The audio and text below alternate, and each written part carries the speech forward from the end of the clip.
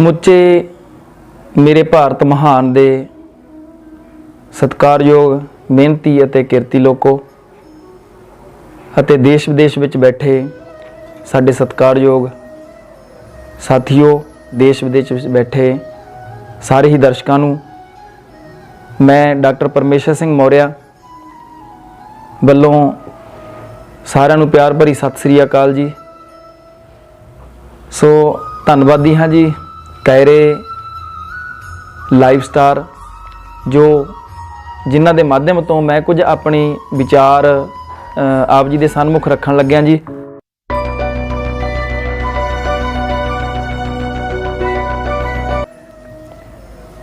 इस भारत वर्ष की महान धरती के उत्ते बड़े बड़े योधे होए ने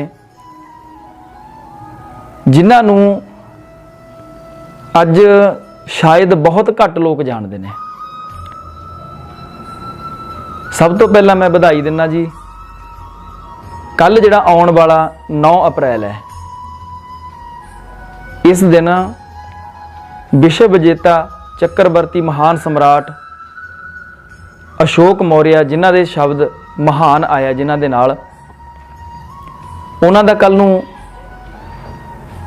जन्मदिन है ते उन्हां दे जन्मदिन ते समुचे विश्व नूं लख लख मुबारकां जी। ते नाल ही मैं कुछ उन्हां दे जीवन दे विचों उस मौर्य साम्राज्य बारे गल करनी चाहुंदा, पर उस तो पहला मैं एक गल कहनी चाहुंदा कि 3 विश्व विजेता अजे तक इतिहास दे विच ने जिहड़े तिन्ने ही अखों परोखे कीते गए। वो 3 विश्व विजेता जिन्हां दे विचों सब तो पहले विश्व गुरु तथागत गौतम बुद्ध जिन्हां ने पूरे विश्व नूं प्यार दे नाल जित्तिया, प्रेम दे नाल जित्तिया। अज वो विश्व गुरु कहला रहे हैं, उन्हां नूं अखों परोखे कीता गया। दूसरे विश्व विजेता जिन्हां ने विश्व नूं तलवार दे नाल फतेह कीता, उहने चक्रवर्ती महान सम्राट अशोक जिहड़ा असीं नोट दे उत्ते 4 मूहां वाली शेर दी एक तस्वीर देखते हुंदे आ।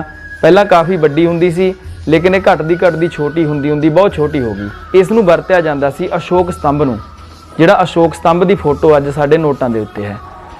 तां जिहड़े उत्थों दे लोग सी उन्हां नूं इस गल दा पता सी कि इत्थे राज किस सम्राट दा चल रहा है, तां कोई डरदा उत्थे अपराध नहीं सी करदा। सो कल नूं 9 अप्रैल नूं चक्रवर्ती महान सम्राट अशोक दा जन्मदिन है। समुचे देश विदेश दे विच समुचे विश्व दे विच बसदे सारे ही जीवित प्राणियां नूं बहुत बहुत बधाई जी, बहुत बहुत मुबारकबाद है। और तीसरे विश्व विजेता जिन्हां ने विश्व नूं कलम नाल फतेह कीता, बाबा साहब डॉक्टर अंबेडकर जी, उन्हां दा भी इसे अप्रैल दे विच 14 अप्रैल का जन्मदिन है जी। तो बाबा साहब डॉक्टर अंबेडकर जी के जन्मदिन दियां भी समुचे जगत नूं समुचे भारत वासियों नूं बहुत बहुत मुबारकबाद। ये वो 3 विश्व विजेता ने जिन्हां नूं अखों परोखे कर दिता गया। अप्रैल का जिहड़ा महीना है आपां आम ही सुनते हैं, अप्रैल फूल दे नाल मनाया जाता है। सो इहदे ते थोड़ी जी मैं विचार रखनी चाहुंदा कि अप्रैल फूल क्यों मनाया गया, जद कि अप्रैल महीने दे विच बहुत बड़े बड़े बहुत महान महापुरुषों के जन्म होए ने। जे आप गल करिए सम्राट अशोक का जन्म जिहड़ा है वो अप्रैल दे विच है। बाबा साहब डॉक्टर अंबेडकर जी का जन्मदिन वो अप्रैल दे विच है। खालसा साजना दिवस वो अप्रैल दे विच है जी। तो जेकर अप्रैल महीने का कैलेंडर चक के आप देखिए तो पूरा अप्रैल महीना एक भी दिन ऐसा नहीं जिस दिन किसी साडे महापुरुष ने कोई कुर्बानी ना की होवे या किसी दिन किसी का जन्म ना होया होवे। सो इस महान ਅਪ੍ਰੈਲ ਮਹੀਨੇ ਨੂੰ ਅਪ੍ਰੈਲ ਫੂਲ ਜਾਣੀ ਕਿ ਮੂਰਖਾਂ ਦੇ ਦਿਵਸ ਦੇ ਵਜੋਂ ਮਨਾਇਆ ਜਾਂਦਾ ਹੈ। ਇਹ ਸਾਡੇ ਵਿੱਚ ਪ੍ਰਚਾਰਿਆ ਗਿਆ। ਸੋ ਇਹ ਬੜੀ ਦੁਖਦਾਈ ਘਟਨਾ ਹੈ ਕਿ ਜਿਸ ਮਹੀਨੇ ਦੇ ਵਿੱਚ ਐਡੇ ਐਡੇ ਮਹਾਨ ਪੁਰਸ਼ਾਂ ਦੇ ਜਨਮ ਹੋਏ ਨੇ, ਐਡੀ ਐਡੀਆਂ ਮਹਾਨ ਜੰਗਾਂ ਜਿੱਤੀਆਂ ਗਈਆਂ, ਉਸ ਮਹੀਨੇ ਨੂੰ ਮੂਰਖਾਂ ਦੇ ਦਿਵਸ ਵਜੋਂ ਕਿਉਂ ਮਨਾਇਆ ਜਾਂਦਾ ਹੈ? ਇੱਕ ਤਾਂ ਇਹ ਗੱਲ ਮੈਂ ਕਰਨੀ ਚਾਹੁੰਦਾ ਸੀ। ਸੋ ਦੂਸਰੀ ਗੱਲ, ਅਸੀਂ ਛੋਟੇ ਹੁੰਦੇ ਸਕੂਲਾਂ ਦੇ ਵਿੱਚ ਪੜ੍ਹੇ, ਅੱਜ ਤੱਕ ਸਟੱਡੀ ਕੀਤੀ ਤੇ ਇੱਕ ਵਧੀਆ ਪੋਸਟ ਦੇ ਉੱਤੇ ਹੀ ਪਹੁੰਚੇ ਜੀ। ਮੈਂ ਦੇਖਿਆ ਕਿ ਜਿਸ ਸਮਰਾਟ ਅਸ਼ੋਕ ਦੇ ਮਹਾਨ ਭਾਰਤ ਦੇ ਵਿੱਚ ਅਸੀਂ ਰਹਿ ਰਹੇ ਹਾਂ, ਜਾਂ ਸਾਡੀਆਂ ਸਰਕਾਰਾਂ ਦੇ ਉੱਤੇ ਇਹ ਮੈਨੂੰ ਥੋੜ੍ਹਾ ਮਨ ਮੁਟਾਓ ਵੀ ਹੈ, ਨਾਰਾਜ਼ਗੀ ਹੈ ਇਸ ਗੱਲ ਦੀ ਕਿ ਜਿਸ ਸਮਰਾਟ ਅਸ਼ੋਕ ਦੇ ਉਸ ਮਹਾਨ ਭਾਰਤ ਦੇ ਵਿੱਚ ਸਾਡੀਆਂ ਸਰਕਾਰਾਂ ਰਾਜ ਕਰ ਰਹੀਆਂ ਨੇ, ਰਹਿ ਰਹੀਆਂ ਨੇ, ਅੱਜ ਤੱਕ ਸਮਰਾਟ ਅਸ਼ੋਕ ਦਾ ਜਨਮ ਦਿਨ ਕਿਸੇ ਸਰਕਾਰ ਨੇ ਨਹੀਂ ਮਨਾਇਆ। ਭਾਵੇਂ ਉਹ ਸਾਡੀ ਰਾਜ ਸਰਕਾਰ ਹੋਵੇ, ਭਾਵੇਂ ਉਹ ਸਾਡੀ ਨੈਸ਼ਨਲ ਸਰਕਾਰ ਹੋਵੇ, ਕਿਸੇ ਵੱਲੋਂ ਵੀ ਕੋਈ ਨਾ ਤਾਂ ਸਮਰਾਟ ਅਸ਼ੋਕ ਦੇ ਜਨਮ ਦਿਨ ਦੀ ਛੁੱਟੀ ਦਿੱਤੀ ਗਈ ਸਕੂਲਾਂ ਦੇ ਵਿੱਚ ਬੱਚਿਆਂ ਲਈ, ਔਰ ਨਾ ਹੀ ਉਹਨਾਂ ਬਾਰੇ ਕੁਝ ਪ੍ਰਚਾਰਿਆ ਗਿਆ, ਬਲਕਿ ਉਹਨਾਂ ਨੂੰ ਦਫਨ ਕਰਨ ਦੀ ਕੋਸ਼ਿਸ਼ ਜ਼ਰੂਰ ਹੋਈ ਹੈ। ਇਸ ਤੋਂ ਪਹਿਲਾਂ ਤਥਾਗਤ ਗੌਤਮ ਬੁੱਧ ਬਾਰੇ ਵੀ ਕਦੇ ਕੁਝ ਨਹੀਂ ਪ੍ਰਚਾਰਿਆ ਗਿਆ। 165 ਦੇਸ਼ ਭਾਰਤ ਦੇ ਆਸੇ-ਪਾਸੇ ਜਿਹੜੇ ਨੇ ਉਹ ਤਥਾਗਤ ਗੌਤਮ ਬੁੱਧ ਨੂੰ ਆਪਣਾ ਗੁਰੂ ਮੰਨਦੇ ਨੇ। ਜਿਸ ਭਾਰਤ ਦੀ ਧਰਤੀ ਦੇ ਉੱਤੇ ਐਸੇ ਮਹਾਨ ਮਹਾਪੁਰਸ਼ ਦਾ ਜਨਮ ਹੋਇਆ, ਉਸ ਧਰਤੀ ਦੇ ਉੱਤੇ ਕੋਈ ਨਾਂ ਤੱਕ ਨਾ ਜਾਣਦਾ ਹੋਵੇ। ਬਹੁਤ ਘੱਟ ਲੋਕ ਨੇ ਜਿਹੜੇ ਤਥਾਗਤ ਗੌਤਮ ਬੁੱਧ ਬਾਰੇ ਜਾਣਦੇ ਨੇ। ਪਹਿਲਾਂ ਅਸੀਂ ਛੋਟੇ ਹੁੰਦੇ ਸਕੂਲਾਂ ਦੇ ਵਿੱਚ ਸਾਨੂੰ ਪੜ੍ਹਾਇਆ ਜਾਂਦਾ ਸੀ, ਤਥਾਗਤ ਗੌਤਮ ਬੁੱਧ ਦੀ ਇੱਕ ਕਹਾਣੀ ਸੀ ਹੰਸ ਵਾਲੀ, ਕਿ ਉਹਨਾਂ ਦਾ ਜਿਹੜਾ ਫਫੇਰਾ ਭਾਈ ਹੈ ਉਸਨੇ ਤੀਰ ਮਾਰਿਆ ਹੰਸ ਦੇ, ਤੇ ਉਹ ਹੰਸ ਜਿਹੜਾ ਸੀ ਘਾਇਲ ਹੋ ਕੇ ਧਰਤੀ ਤੇ ਡਿੱਗ ਪੈਂਦਾ ਤੇ ਉਸ ਨੂੰ ਸਿਧਾਰਥ ਜਿਹੜੇ ਨੇਗੇ, ਤਥਾਗਤ ਗੌਤਮ ਬੁੱਧ ਦਾ ਪਹਿਲਾ ਨਾਮ ਸਿਧਾਰਥ ਹੈ, ਰਾਜਕੁਮਾਰ ਸਿਧਾਰਥ ਨੇ ਉਸ ਨੂੰ ਚੱਕਿਆ, ਉਹਦੀ ਸੰਭਾਲਣਾ ਕੀਤੀ। ਉਹ ਕਹਾਣੀ ਸਾਨੂੰ ਪੜ੍ਹਾਈ ਜਾਂਦੀ ਸੀ, ਲੇਕਿਨ ਅੱਜ ਉਹ ਇਤਿਹਾਸ ਦੇ ਵਿੱਚੋਂ ਗਾਇਬ ਹੈ। ਚੱਕਰਵਰਤੀ ਮਹਾਨ ਸਮਰਾਟ ਚੰਦਰਗੁਪਤ ਮੌਰਿਆ ਬਾਰੇ ਕੁਝ ਸਮਾਂ ਪਹਿਲਾਂ ਜਦੋਂ ਅਸੀਂ ਛੋਟੇ ਸੀ ਉਦੋਂ ਪੜ੍ਹਾਇਆ ਜਾਂਦਾ ਸੀ, ਲੇਕਿਨ ਅੱਜ ਉਹ ਸਿਲੇਬਸ ਹੀ ਚੱਕ ਦਿੱਤਾ ਗਿਆ ਵਿੱਚੋਂ। ਤੇ ਮੈਂ ਬੇਨਤੀ ਕਰਦਾ ਸਾਡੀਆਂ ਸਰਕਾਰਾਂ ਨੂੰ, ਅੱਜ ਇੱਕ ਨਵੀਂ ਸਰਕਾਰ ਸਾਡੇ ਪੰਜਾਬ ਦੇ ਵਿੱਚ ਬਣੀ ਹੈ, ਬਹੁਤ ਹੀ ਪੜ੍ਹੇ ਲਿਖੇ ਇਨਸਾਨ, ਬਹੁਤ ਹੀ ਸਮਝਦਾਰ, ਇੰਟੈਲੀਜੈਂਟ ਸਾਡੇ CM ਸਾਹਿਬ ਭਗਵੰਤ ਮਾਨ ਸਾਹਿਬ, ਜਿਹੜੇ ਹਰ ਚੀਜ਼ ਨੂੰ ਬੜੇ ਵਧੀਆ ਤਰੀਕੇ ਨਾਲ ਹੈਂਡਲ ਕਰ ਰਹੇ ਨੇ।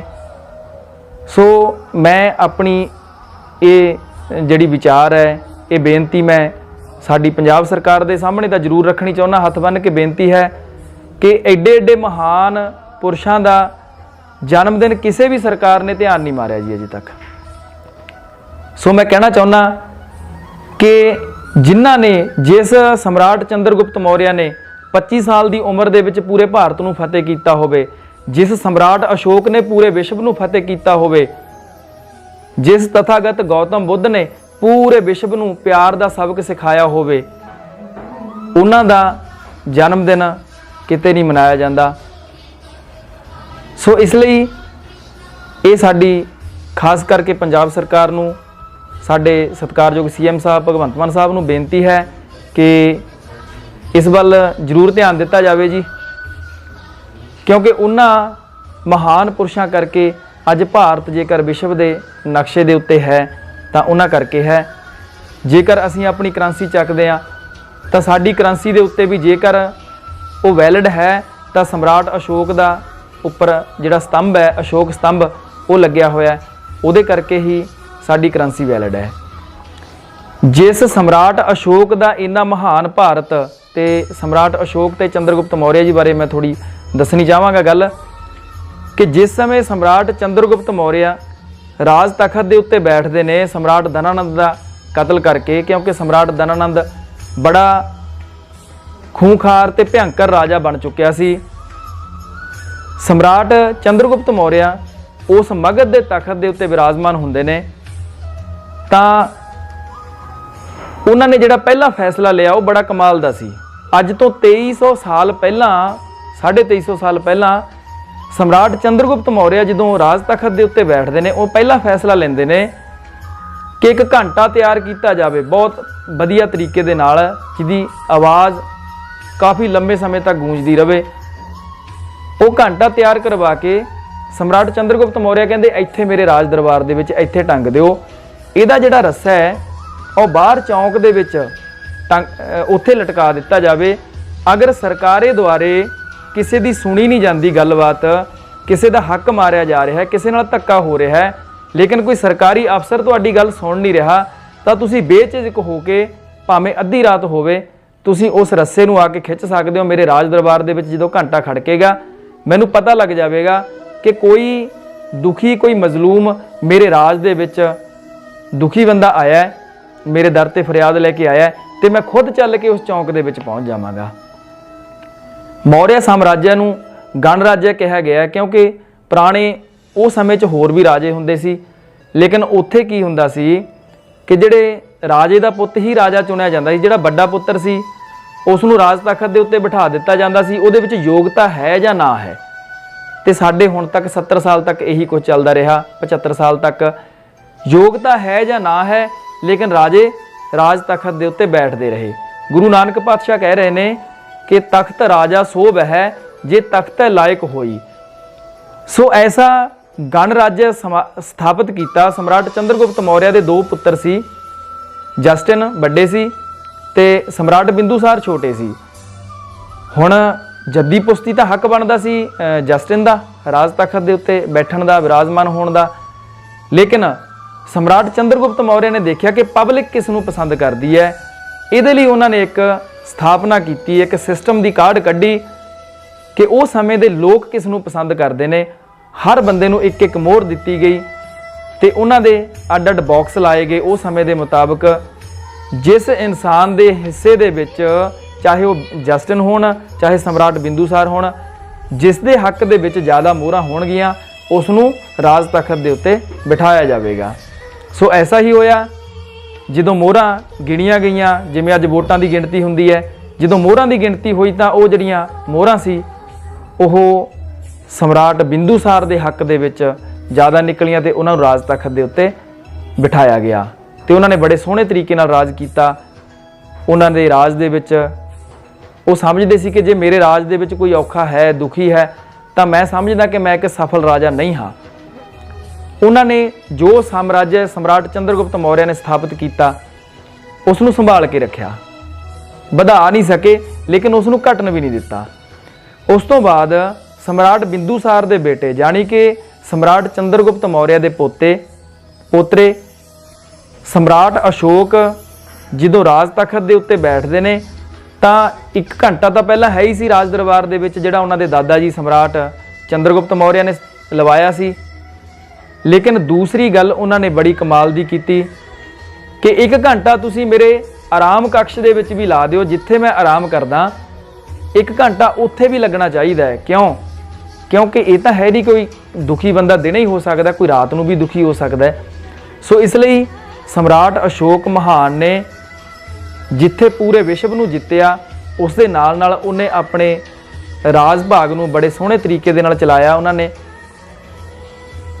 1 घंटा अपने आराम कक्ष दे विच जिथे सम्राट आराम करते सी उत्थे भी लवा दिता कि जेकर रात को भी कोई दुखी है तो तुसी बेझिझक हो के उहदा रस्सा उसे चौंक दे विच छड्डिया गया कि किसी नूं तकलीफ होवे, किसी नूं दुख होवे तो तुसी आके इस घंटे दे रस्से नूं खिच सकदे हो ते सम्राट सुत्ते पे होण भावें जागदे होण आके तुहाडी फरियाद नूं, तुहाडी दुख तकलीफां नूं सुणनगे।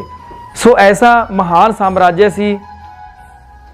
उन्हां दे साम्राज्य दे विच एकता, समानता, भाईचारा, न्याय, ये 4 चीज़ां नूं सम्राट अशोक ने मुख मन्निया सी। ते अगे आके जदों सत्कारयोग, बहुत ही अति सत्कारयोग कहिए, सत्कारयोग बाबा साहब डॉक्टर अंबेडकर जी नूं जिस समय संविधान लिखण दा समा मिलिया तो उन्होंने भी इन्हां 4 ही ਸੁਤੰਤਰਤਾ, ਸਮਾਨਤਾ, ਭਾਈਚਾਰਾ, ਨਿਆਂ, ਇਹਨਾਂ ਚਾਰੇ ही पॉइंट्स ਨੂੰ अपना जो आधार बनाया, जो कि तथागत गौतम बुद्ध के समय इस तरह का साम्राज्य स्थापित किया गया सी। ਜਿਹੜੇ भी बौद्धिस्ट राजे होए उन्होंने इस तरीके नाल इस साम्राज्य नूं अगे वधाया। इस दे आधार दे उत्ते ही संविधान की जो शुरुआत हुंदी है, जो अज असीं सर्व उच्च मनते हैं कि साडा संविधान सर्व उच्च है। भावें देश का राष्ट्रपति होवे, भावें प्रधानमंत्री होवे, भावें CM होण, सारे संविधान के अंडर काम करते हैं। संविधान सर्व उच्च है। तो संविधान की जदों गल चलती है, संविधान की शुरुआत ही इस लाइन के नाल हुंदी है, we the people of India. बड़ी प्यारी गल है। जेकर गल करी जाए we the people of India, ये बड़ी लॉजिकली गल है, ये पिछे बड़ा टैक्नीकल पॉइंट है। जेकर संविधान की शुरुआत किसी धार्मिक नाम तो की जाती तां संविधान दे विच भी लोगों ने लड़ लड़ के मरना सी संविधान पिछे। लेकिन बाबा साहब विश्व के महाविद्वानां दे विच पहले स्थान के उत्ते आउंदे ने। जिहड़े उन्हां दा मैं गल करा, जेकर आचार्य चाणक्य तो बाद भारत दे विच कोई दिमाग कोई देखण नूं मिलिया तां ओह बाबा साहब डॉक्टर अंबेडकर जी का है, जिन्हां ने 5000 साल के दबे कुचले इतिहास नूं लिया के फिर तो अगे प्रगट किया। नहीं सानू की पता सी कि सम्राट अशोक कौन ने। तथागत गौतम बुद्ध नूं इत्थों खत्म कर दिता गया, साजिश के अधीन सम्राट अशोक नूं खत्म कर दिता गया। सम्राट चंद्रगुप्त मौर्य की जगह के उत्ते बाबा गणपति मौर्य दे दिता गया लोगों नूं, ताकि सम्राट चंद्रगुप्त मौर्य भुल जाए, गणपति बाबा मौर्य रह जाए दिमाग दे विच। सो मैं ये कहना चाहुंदा जी कि ऐसे महान महापुरुषों नूं अखों परोखे ना किया जाए। सो नाल ही एक मंग है साडी, वैसे तो भारत सरकार दे अगे ही बेनती है कि सम्राट अशोक तथागत गौतम बुद्ध ये महान पुरुष ने जिहड़े विश्व के पद्धर के उत्ते वर्ल्ड लैवल के उत्ते मशहूर ने। साडे प्रधानमंत्री साहब भी जो किसी फॉरन कंट्री दे विच जांदे ने तां उत्थे जाके ये शब्द बोलते हैं, मैं बुद्ध की भूमि से आया हूँ। इहदा मतलब बुद्ध नूं पूरा विश्व जानदा है, लेकिन साडे भारत वर्ष के लोग किहड़े जानते हैं, कौन जानदा है। सो इसलिए इन्हां महान महापुरुषों के जन्मदिन के उत्ते साडी भारत सरकार नूं, साडी पंजाब सरकार नूं चंगा नोटिस, चंगा फैसला लेना चाहिए है। इन्हां दे जन्मदिन राज पद्धर के उत्ते मनाए जाने चाहिए ने सरकारां वल्लों।